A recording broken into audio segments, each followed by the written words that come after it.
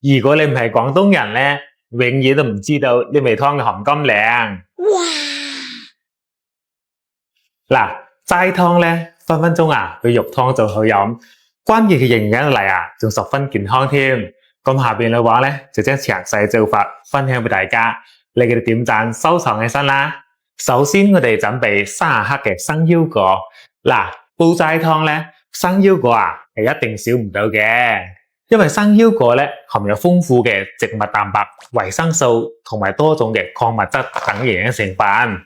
重點呢係佢含有接近之60%嘅不飽和脂肪酸，所以我哋平時多啲用生腰果嚟煲湯呢，對我哋心管管啊好處多多噶。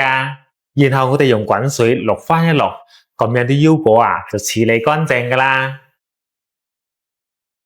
跟住我哋準備沙參20克、玉竹10克、南北杏各10克、無花果6粒，同埋雪梨乾30克。我哋屋企如果冇雪梨乾都冇所謂嘅，可以用翻新鮮嘅雪梨切成片嚟代替，咁樣都唔會影響效果嘅。然後我哋用清水將佢哋清洗乾淨。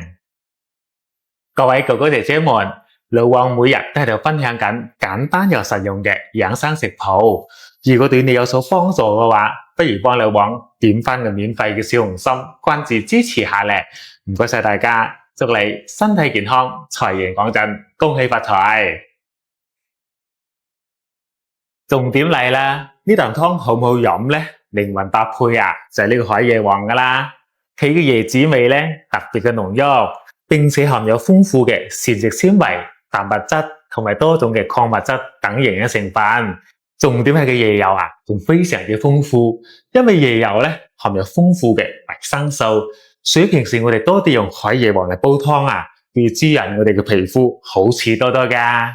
跟住我哋用溫水浸翻佢2粒鐘以上，咁樣海椰皇入邊嘅營養成分呢，先至可以充分咁釋放出嚟噶。